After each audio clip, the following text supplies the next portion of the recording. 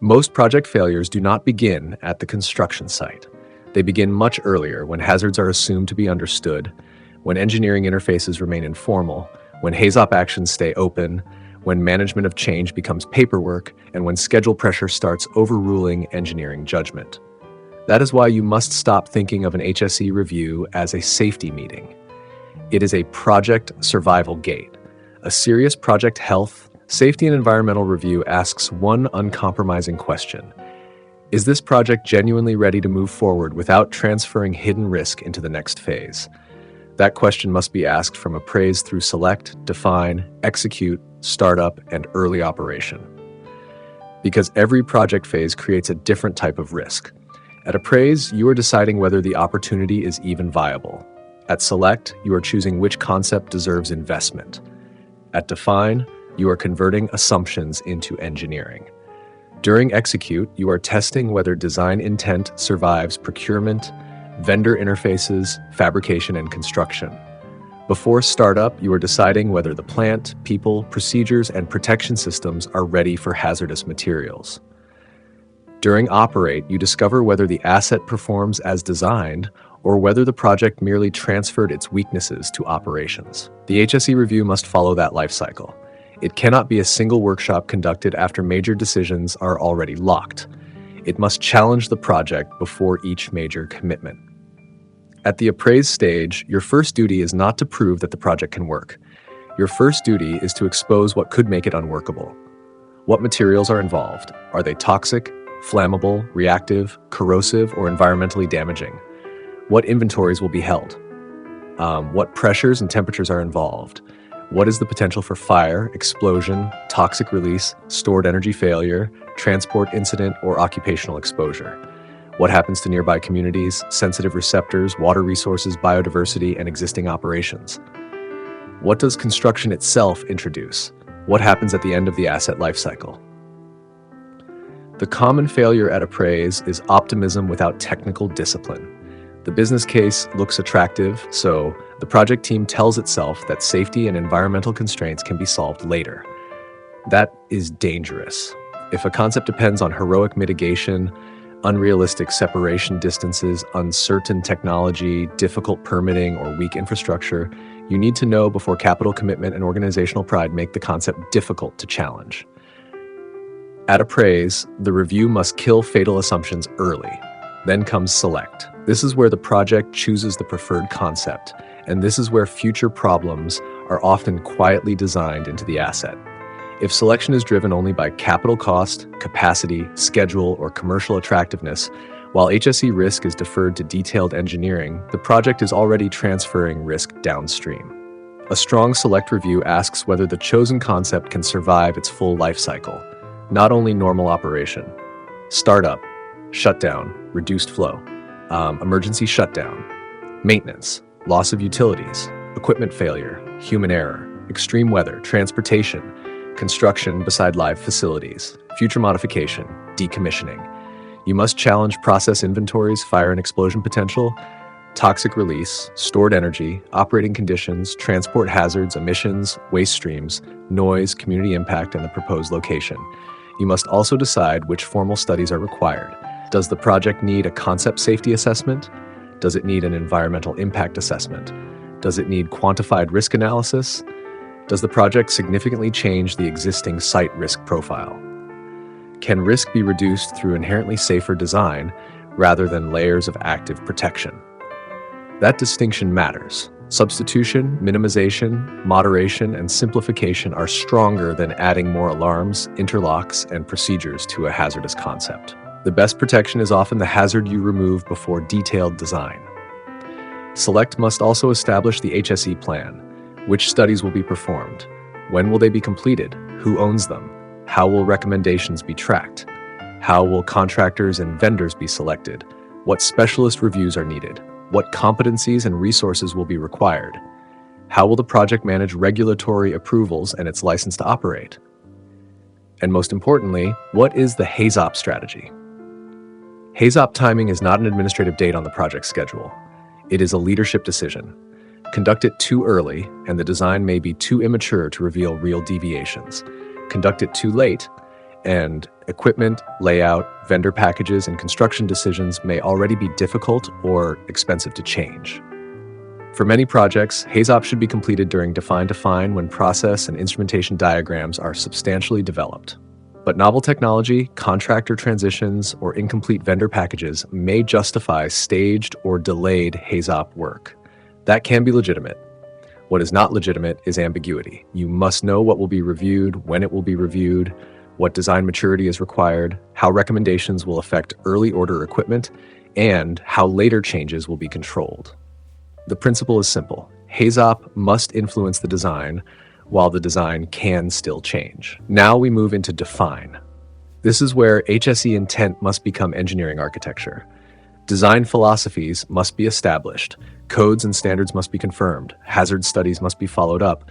Technical authority must be clear. Management of change must be active. Documentation, staffing, and training strategies must become credible. At this stage, vague statements are no longer enough. The contractor will handle it is not an engineering strategy. The vendor will confirm later is not assurance.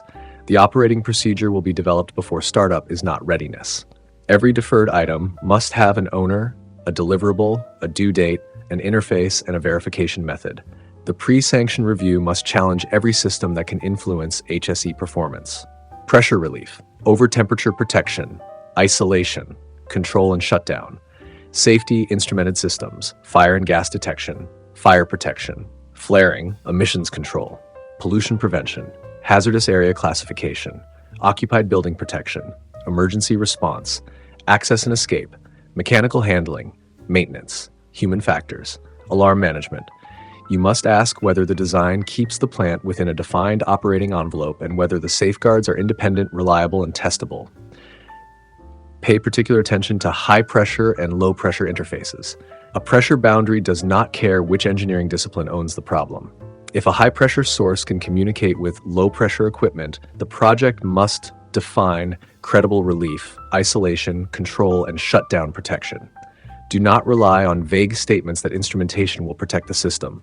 Which sensor, which logic solver, which final element, what failure mode, what response time, what safety integrity level, what testing frequency, what happens during maintenance or bypass. The same discipline applies to relief and flare systems.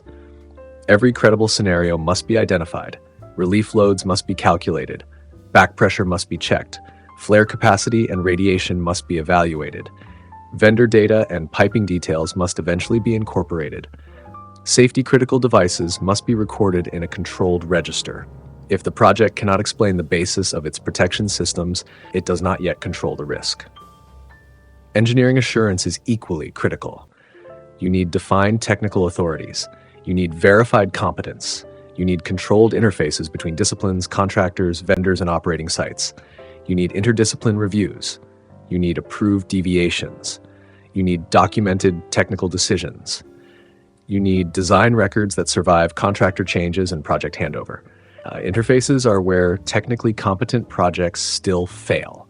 Process assumes instrumentation will trip the plant. Instrumentation assumes process has defined the safe state. Mechanical assumes the relief basis is complete. Piping assumes layouts will remain stable. Electrical assumes hazardous area classification is frozen. Civil assumes equipment and blast loads will not change. Construction assumes approved drawings represent mature engineering. Operations assumes maintainability has already been considered. Each discipline may perform its own work well, and the project can still fail between them. That's why interface management is an HSE control. Now consider management of change. Every project changes, scope changes, equipment changes, vendor data changes, layouts change, materials change, operating conditions change, commissioning sequences change, field conditions force modifications. If your management of change process is weak, each change becomes a route around the original hazard review. Management of change is not document control. Document control asks whether the latest revision was issued. Management of change asks whether the change is technically safe. Did the right disciplines review it? Does the HAZOP remain valid? Are relief calculations still valid? Does the safety integrity level remain valid? Has the operating envelope changed? Are procedures, training, and maintenance plans affected? Has the change altered access, isolation, escape, emergency response, or operator workload, and have several minor changes combined into one major risk. Never accept the phrase, "It is only a small change," without technical challenge. Small changes can have large consequences when they weaken safeguards or alter assumptions. Before construction, the project must prove that detailed engineering is mature enough for the work phase. Construction cannot become the place where unresolved engineering decisions are discovered under schedule pressure. The pre-construction review must confirm that HAZOP has covered all relevant systems, including vendor packages. Recommendations must be resolved in a timely manner. Rejected recommendations must have defensible technical justification. Management of change must be working. Specialist reviews must be complete or incorporated. Three-dimensional model reviews should test accessibility, maintainability, escape, safety equipment location, ergonomics, and constructability. Approved for construction documents must be controlled. Process and instrumentation diagrams, cause and effect diagrams, isometrics, equipment specifications, and area classification drawings must be sufficiently mature. Relief and flare calculations must reflect actual vendor and piping data. Safety instrumented systems must be designed to deliver the required integrity.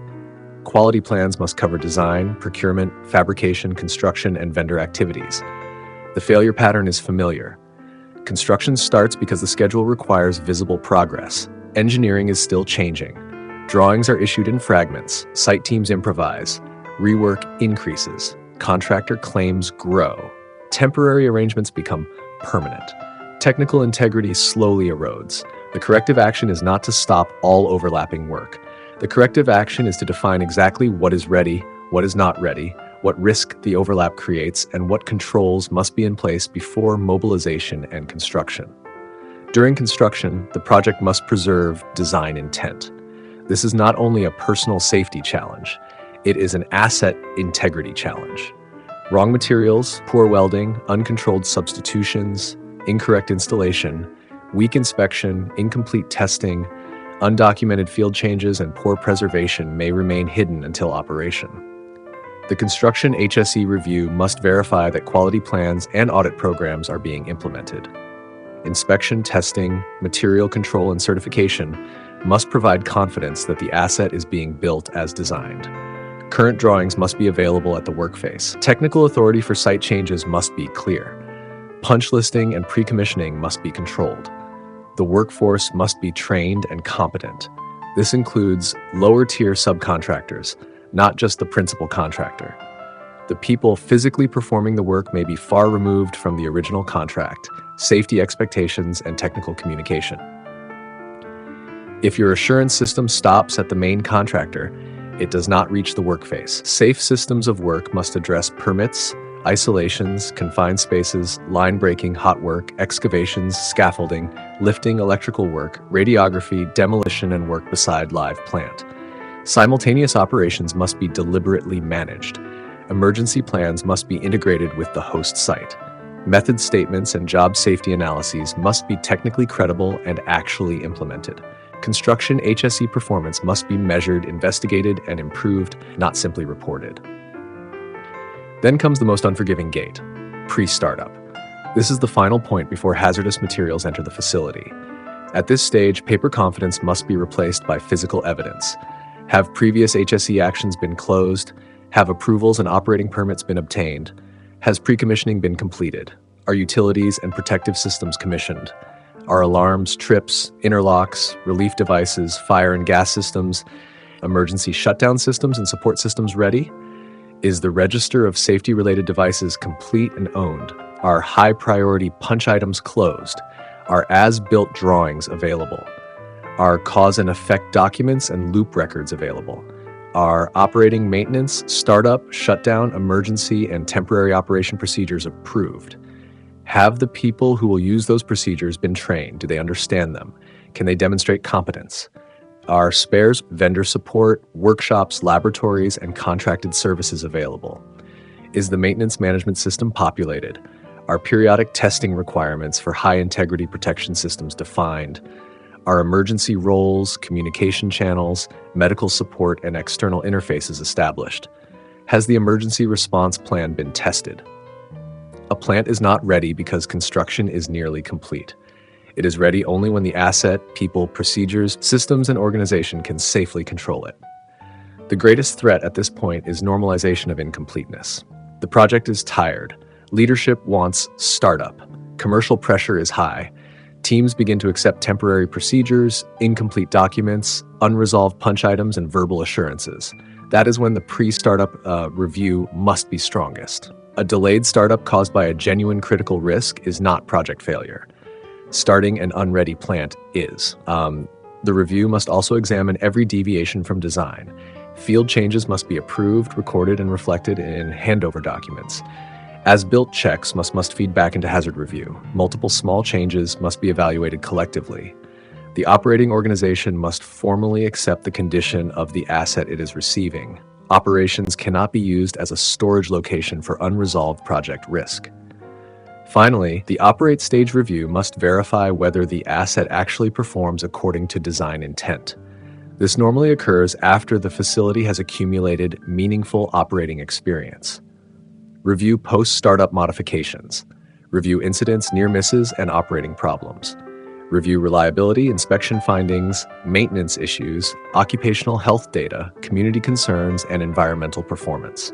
Compare actual emissions with design assumptions. Confirm that remaining punch items and previous review actions are closed. Capture lessons from engineering, procurement, construction, commissioning, and early operation. Then share them. A project is not complete when it reaches mechanical completion. It is not complete when the first product is produced. It is complete when the operating asset performs safely and reliably, and the organization has learned from the entire delivery cycle. The quality of the review team matters. The team must have enough independence to challenge the project and enough competence to understand it. You need HSE expertise, project knowledge, process understanding, operations insight, construction experience, quality expertise, and discipline specialists appropriate to the stage. The team leader must be independent, disciplined, and capable of structuring the review around the specific project rather than recycling a generic checklist. The scribe must be technically competent because the report is part of the permanent assurance record. The review team identifies gaps. The project team owns the solutions. Do not allow the review to become a design workshop where independent reviewers solve every problem they discover. That weakens accountability and blurs assurance. The final report must be a decision tool.